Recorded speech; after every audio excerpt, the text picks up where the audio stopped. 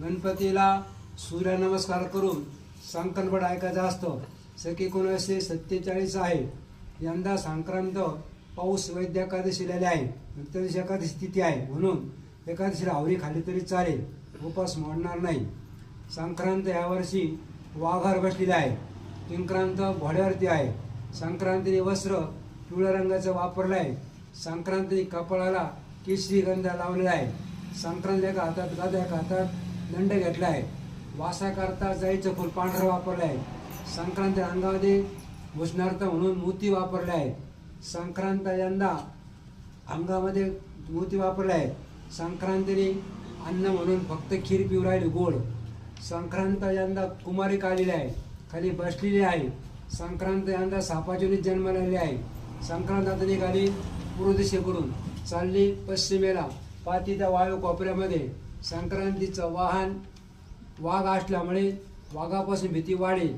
वाघ शिकारी हरण्याचे जास्ती करतील, त्याचा फायदा पारधी लोक घेतील. संक्रांत यंदा उपवान घोडा असल्यामुळे राजलोकात भांडणं वाढतील. संक्रांतीने अंगावरती पिवळे वस्त्र वापरल्यामुळे पिवळ्या रंगाचे कपडे, हळद पावडर, सोनं, पिवळ्या वस्तू, सोयाबीन सारख्याला भाव वाढतील. संक्रांत यंदा वासाकरता फुल घेतलं जायचं तर फुलाचा नाश होईल. संक्रांत यंदा कपाळी टिळा लावल्या केसरी गंधाचा, टिळ्या गंध विकणाऱ्यांना त्रास होईल. कुमारिका मुलं म्हणजे बिन लग्नाचे मुलं मुली आणि सुंदर स्त्रियांना थोडा त्रास जाणवेल. संक्रांत यंदा खाली बसल्यामुळे वाणी मजूर लोकांना आधी कष्ट पडणार आहे.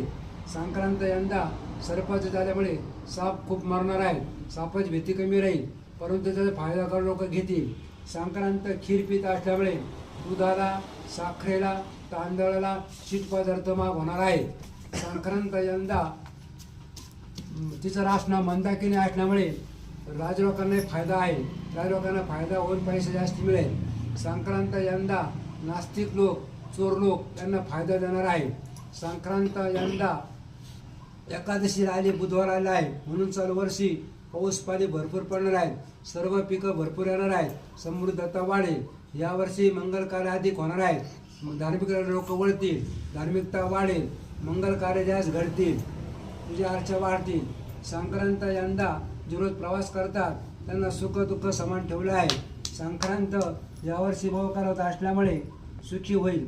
संक्रांतीने अंगात जे धान्य वस्त्र वापरले ते वस्त्र पिवळं आहे, म्हणून पिवळ्या रंगाचे वस्तू वापरायचे आहेत. फेकायचे नसतात. संक्रांतीच्या दिवशी वर रागाने बोलायचं नसतं. संक्रांतीच्या दिवशी 14 तारखेला 23 आंघोळ करावी, 23 पाणी प्यावं. ते